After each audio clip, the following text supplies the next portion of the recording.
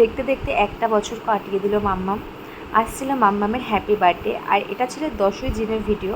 আমার অনেক লেট হয়ে গেল ভিডিওটা আপলোড দিতে, কারণ এত ব্যস্ত থাকি সেই কারণে ভিডিওটা এডিটই করতে পারছিলাম না আর আপলোডও দিতে পারছিলাম না।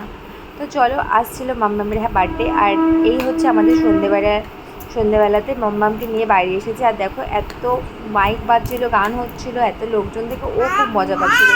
একটাই সমস্যা, ও না কারোর কাছে যেতেই চায় না, এই একটাই সমস্যা। আর কিন্তু বাচ্চাদের সাথে ওর কোনো প্রবলেম নেই, যে কোনো বাচ্চাগুলো চলে যাবে, কিন্তু বড়দের কাছে মোটে যেতে চায় না। তার জন্য কোনো বান্ধবীরা এসে, কোনো আত্মীয়রা এসে ওকে একটু কোলেই নিতে পারে না। সবাই আফসোস করে যে একটু কোলে নিতে পারলাম না, কিন্তু কি করবো বলো, বাচ্চাদের মন, বাচ্চারা যদি যেতে না চায় সেখানে তো বড়দের কিছু করারই থাকে না। আর কান্না করলে কারোরই ভালো লাগে না, সেজন্য কেউ জোর করেও নিতে চায় না। আর ও তো যেতেই চায় না, কেন জানি না, ছোটো থেকেই এরকম হয়েছে। হয়তো কিছু কিছু বাচ্চা এরকম হয়। তো চলো এখন আমরা কেক কাটা শুরু করি। আর এই কেকটা না একটু ঘেটে গেছিলো, যখন এনেছিল না তখন একটু সাইড থেকে পড়ে গেছিলো, সেই কারণে একটু ঘেটে গেছিলো। তো সেটা কোনো প্রবলেম না, কারণ ভালোবেসে যদি কেউ কিছু নিয়ে আসে সেটাই অনেক।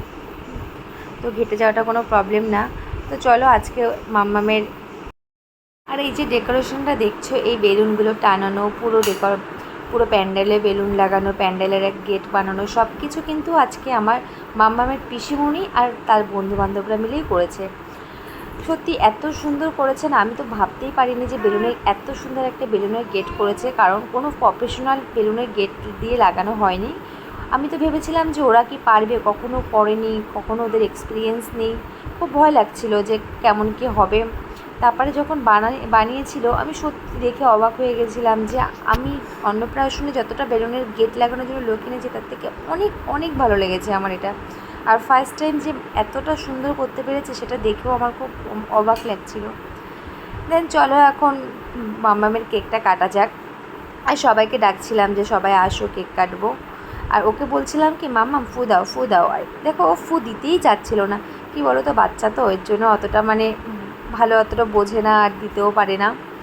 তো কোনো ব্যাপার না, মাম্মামের মা হয়ে আমিই নয় ফুটা দিয়ে দিলাম।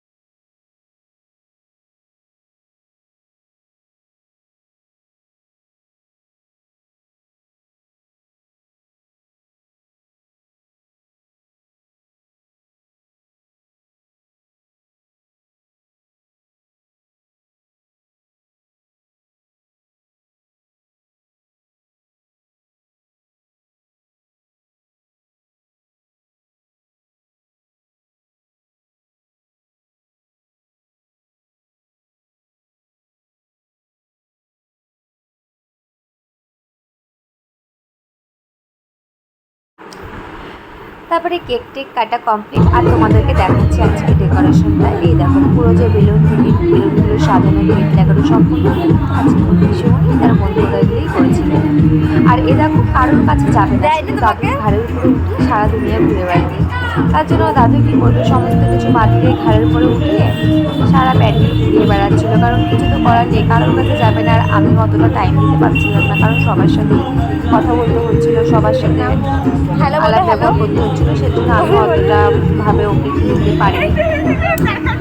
চলো আজকের মতন টাটা।